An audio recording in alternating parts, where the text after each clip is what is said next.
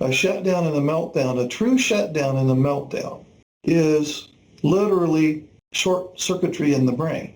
It's literally where the brain is overloaded to the point where it can't make an educated decision about what to say or do. A true shutdown, a true meltdown is out of your control, which then begs the question, well, what do we do then if he can't control it?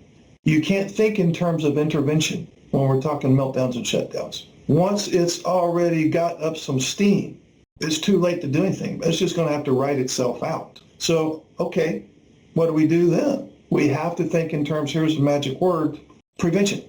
Once a train gets going 70, 80 miles an hour, and then all of a sudden somebody wants to stop the train within 100 feet, forget it.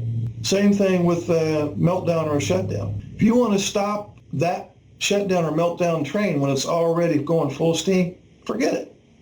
It's just going to have to write itself out, and eventually it will slow down and stop. It would be good for you to begin to identify your shutdown and meltdown triggers. You could journal that, and it would have to be after the fact. You have a shutdown, and then you could go, okay, well, what happened right before the shutdown? What was my self-talk during the shutdown? What was I feeling during the shutdown? What was my behavior during the shutdown?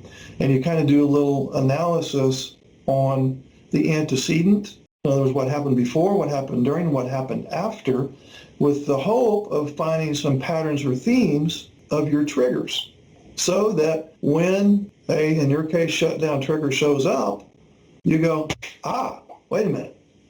This thing usually causes me to shut down, and if I don't stop it now, I'm going to be forced to think in terms of intervention. By then it's too late. I've got to prevent this from happening. Some things are unpreventable. I understand that. But the other 80% of things, if you will do a self-investigation on your shutdown triggers, and there's not going to be like 50 of them. There's probably going to be less than five probably max. You don't shut down over 25 different things. When you do an analysis, you'll realize it's probably just 2 or 3 things. And so now you're thinking in terms of prevention. You catch the train before it even gets on the track. What happened before the incident?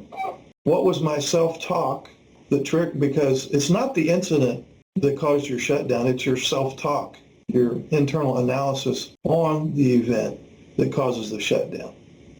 We could use test anxiety as an example. Let's say that you have test anxiety. You know you got a test coming up tomorrow. That test is not creating your anxiety. It's just a piece of paper.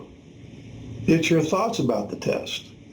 Oh, if I don't pass that test, I may not pass the class. And if I don't pass the class, I may have to take it over. And if I have to take it over, I'm not going to graduate as fast. If I don't graduate as fast, it's going to cost me more money.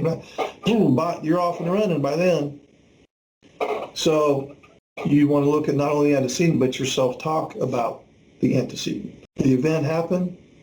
I had self-talk based on the event.